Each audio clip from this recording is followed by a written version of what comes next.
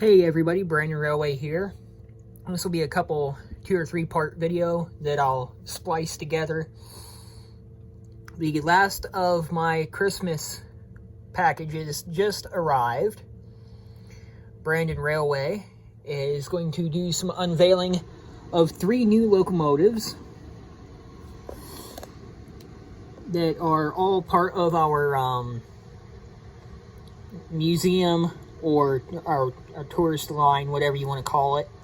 I'm going to start with one that we already have, the London and Northeastern 060 8473 by Hornby. It is a older style of Hornby. And then the first new locomotive is an 060 Terrier. And then I'm going to review the 280 5200 class, number 5231. And then the 442T Adams Radial. I'm going to show you guys how to unbox these and dive right in. So I'll use the 442 to hold my box or hold my phone. These are fairly similar to the Athearn Genesis, where they have the sleeve over the top. That pops out just fine. And then the packaging is a little different from the London and Northeastern that I have. The box just kind of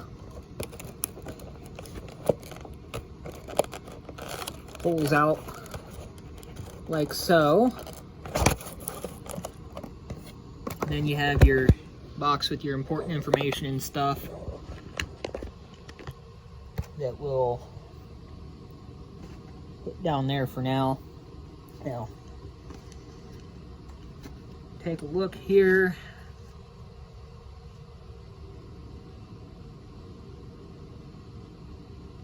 Your Hornby locomotive incorporates radio and television interference suppressors.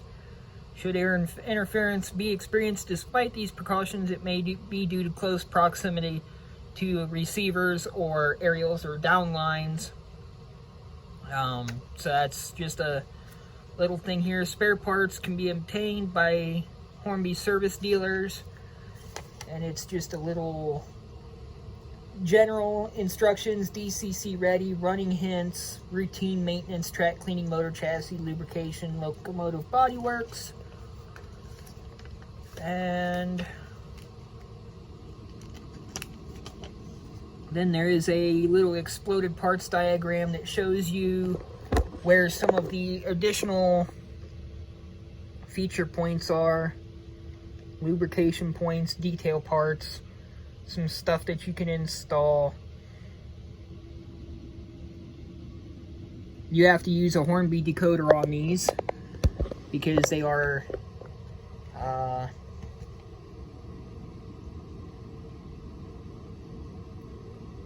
don't think they're quite 20 pin, but a normal 8 pin more than likely will not fit. Anyhow, then you have an additional sleeve that covers the locomotive. You have some spare parts here, accessory pieces. I'm just going to put them in the box because I'm probably not going to do much with those. You have a little piece of plastic here on the top that keeps it nice and safe. And then a beautiful looking engine. It is obviously a lot smaller than the London and Northeastern 060. Little size comparison there. But I really like the detail on this. I gotta say, Hornby smashed it out of the park. I like this. I think it's closer to HO scale than it is with the old school. I think the old school I'd say is closer to S gauge. And I'm just not a huge fan of the bigger engines. You got to have your tunnel portals and stuff mapped out just right. So if it's a little on the small side, I think that's a nicer feature. It is the 2-rail. All 3 drivers are there. There's not a blind driver. There is not. It is all-wheel pickup. There is not a blind driver on it. And I don't know how well you can see. I'll see if it'll focus in.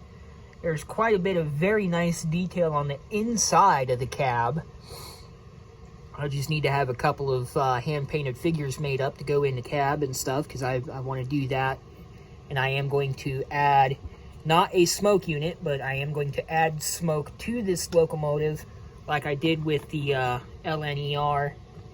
The smoke there, just a little cotton swab, or Q-tip. I'm going to add smoke to it, just to make it look a little cooler. Some very nice detail, even some nice detail in the back of the cab. I can't quite tell what that is, but I'm guessing it's either a brake switch or a brake handle, whistle, some sort of handle. If anybody watching this knows what that actually is, please correct me if I'm wrong, or let me know what that is. Some very, very nice detail on this locomotive. And I literally just got these today. I mean, literally just got these about 1:30 this afternoon. And I'm going to try to get these videos posted hopefully today, Tuesday. If not, they'll be out tomorrow, which is Wednesday. Because I do want to do some run-bys and stuff and show off what some of these engines can do, what they can't do, and everything else. So there she is sitting on the track. I don't have it hooked up, so I can't test it, but I'm going to go ahead and just slide this box back together. Put that in there. And I will then go ahead and do a quick visual review of the 280 Class 5200, number 5231, early British. And these are double O gauge. So if you're wondering what the double O gauge is, please refer back to my OO versus HO video.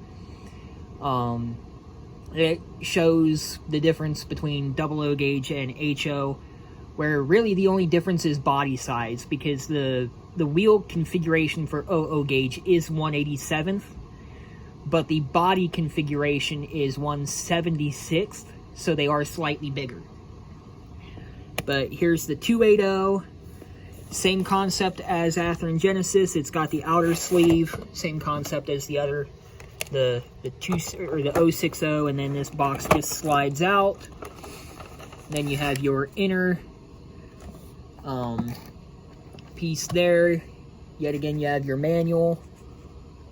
It gives you just your DCC running hints and everything that comes in the box. Yet again, there is more parts and stuff. Get the camera to focus better. More additional parts to put on the locomotive if you so choose. All of these locomotives that I just got today will be getting some sort of marker light, just to, and then you got that on there too. They will be getting some sort of additional marker lights, just so when I'm running them on the layout here at the apartment, that it is easier to see them after dark, and much more easier to enjoy them when running them on my layout. And because Brandon Railway is now a Class 2 railroad instead of Class 3, the FRA is mandating that Brandon Railway carry some sort of identification and marker lights on all engines that may be used on mainline service. So Brandon Railway will be sending in a bunch of locomotives to have ditch lights put on as some sort of marker. So starting on the 280, there's some nice piping detail here. Slider around to the front, the boiler and everything. I gotta say, I love this new Hornby look. I think it is so much closer to HO than the old school. I'm very happy with the detail that's on them. I'm not quite sure if there's a way to put a coupler on the front of this or not. If anybody from the Hornby groups that I'm going to try to post this video to can give me some tips or advice on double heading or triple heading these, please. I would love to have some tips as to how to put a coupler on the front of this. There is sanding lines that can be put on the bottom of this that are spares in that little piece of plastic that I showed you earlier. Some very nice British Railways. I think that's the early crest. I can't remember. Some nice detail there. Nice detail there. And inside the cab, yet again, some very nice detail. I'm going to have a couple of figures put in there, if possible. The detail on the back of this thing, yet again, very nice. I'm not sure on the placement, but I think that I might wind up putting a marker light or something right there, dead center in the back, just to have another light to run on there if it's backing up or something to give it a little nicer look. That's the only downfall with the British locomotives. I know that from what I've understand, most of their railways are fenced off, so they don't need the lights. But because Brandon Railway is running these, we're going to install lights just to add to the safety features. And then pretty much the same detail over here. Everything looks very nice. And I will add smoke to this one as well. It might be a little harder because the smokestack is a little thicker.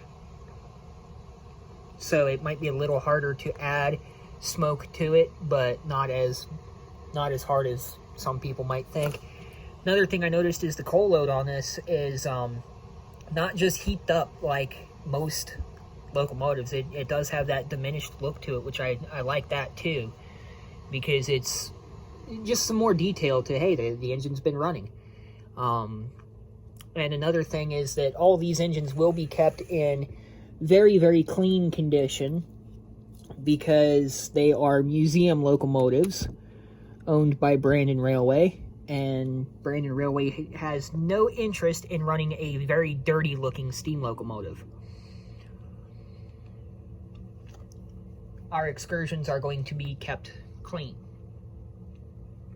So go ahead and move my box here and see if my engine will hold my camera. It will not.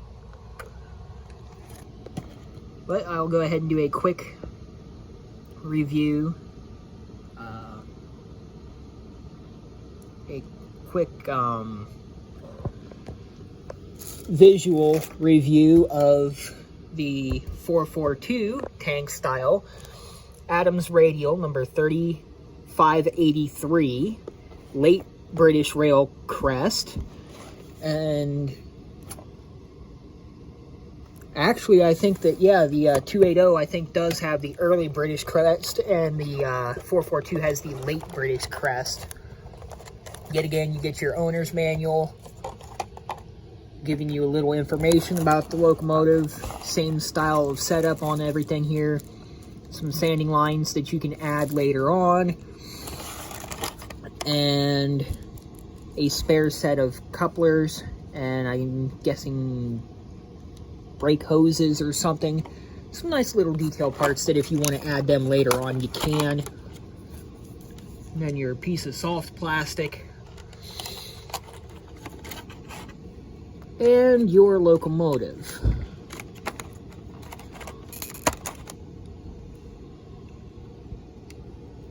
And right out of the box, I can see that there is a broken part. I don't know if it's a factory defect or what, but there's a bumper that came off of it. I will put that on, and oh, cool. That's another feature that I didn't notice, is the bumpers actually work. The bumpers actually can push in on this, where they do not on the older style Hornby. So that's another feature that this newer stuff has. I find to be interesting and interesting. So on the 442, have some nice cab detail on the inside. Very nice cab detail. Yet again, the coal load is not just heaped up. It does look like it is diminished a little bit. Like I said, the bumpers, they do push in. So I don't know if that's a way of turning the engine off when it's running. If it pushes in on that, it's going to kill the power. Yet again, any of you British guys or European style guys that know more about this than I do, if you can inform me on that, I would much appreciate it. There's the front of the locomotive, some nice detail. It will get its two marker classification / ditch lights put on it, roughly here and here.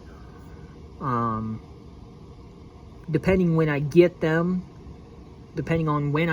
and what my mood is when I get them, and what's going to be easiest for installing them and having them working and everything.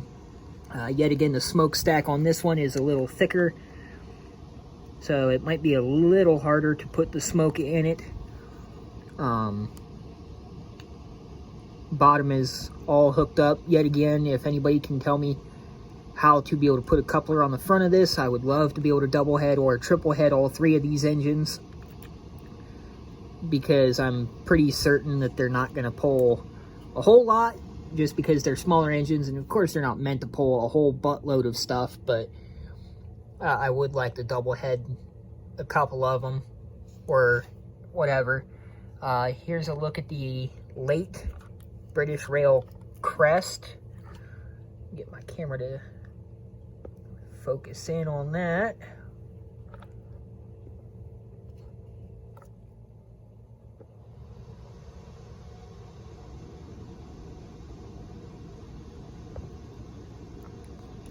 And we'll compare it to the early British Rail crest that is on the 280. In the background, and then we'll click up here and focus on the foreground. You can see that there is a difference. So anyways, we'll zoom back out. I gotta say, I'm loving the detail on these. Really loving the detail. And yet again, I will have some cab figures put in, at least an engineer, and more than likely a conductor as well. And looking at the back, head on, probably mount a ditch light or a backup light dead center yet again on it, just to give it a nice light when it's backing up. But then again, like I said, it might not, just because it might be one of those things of Brandon Railway's not going to run these at night, so they might not need the light, but hey, who knows.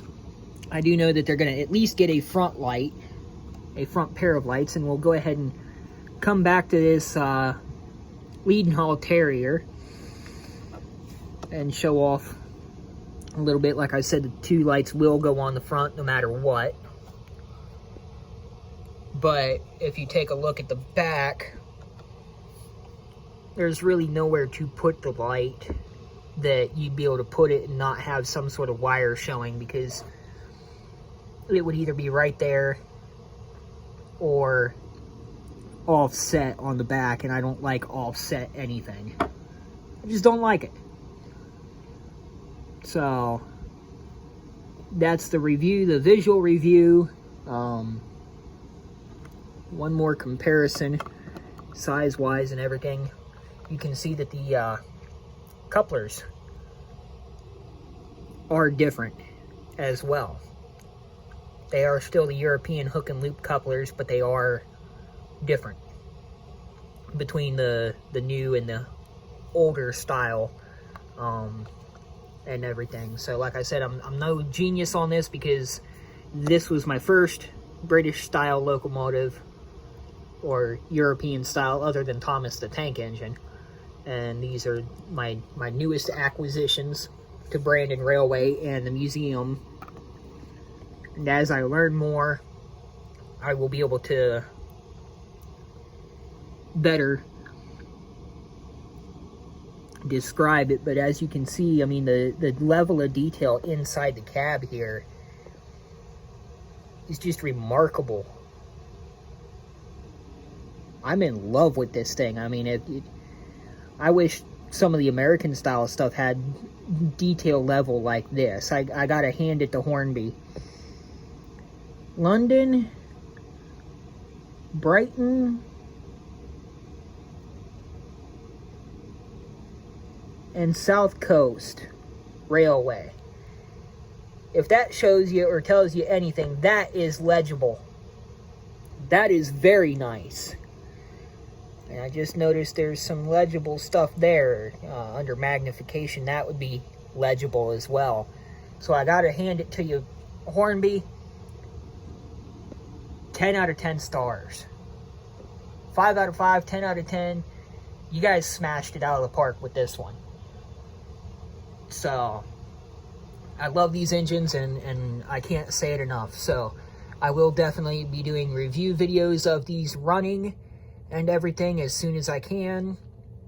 And I might put them all together and do just one big long video. I might do this in sections and put each section up. I might not put this video up until after I do the running review, or when I do the running review, just because I don't want to. I want to be able to have a big unveiling of it and everything, because like I said, these are remarkable engines. I can't say it enough. And so for now, I'm going to leave it at that. I'm going to set things up to be able to run these around a little bit and possibly run some trains with them and do a running review of them. So that is it for the visual reviews. Okay, now I'll go ahead and get the running review. There's the 442, and I've made a couple of transition cars. That way we don't have to have the European style stuff on there along with it, because that Thomas the Tank Engine stuff just does not look right with the American style stuff. Oh.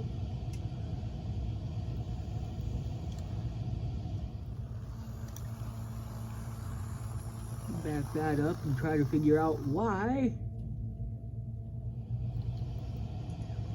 Well, these should match up.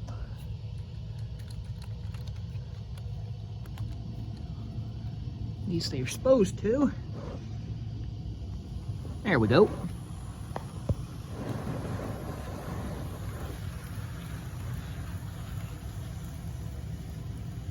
As you can see, I did add the smoke, which was just a little Q-tip.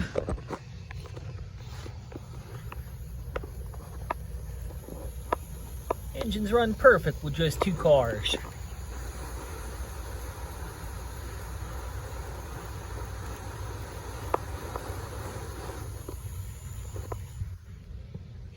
And we'll come out here. I did move my bridges. They're now in the bedroom.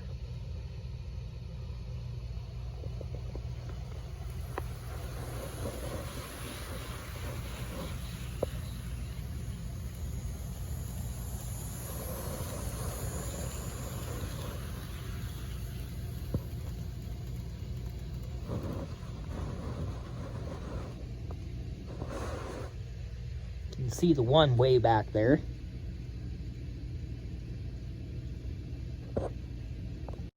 Okay, I'm in the bedroom now. Do a little bit of a run by here in one of the scenes that I'm working on.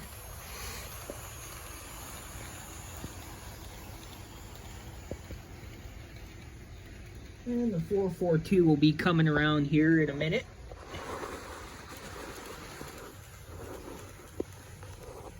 Can't wait to see how this looks at night when I got some of them MTH engines with them very bright lights coming around the nighttime scene.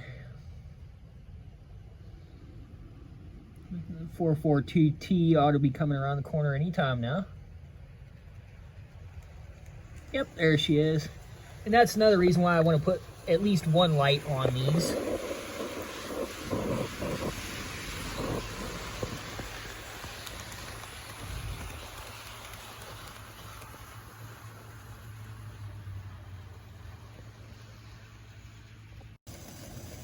Okay, now we'll catch the leading haul, the Terrier.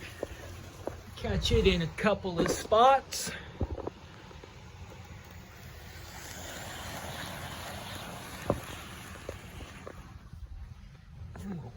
Come around back here.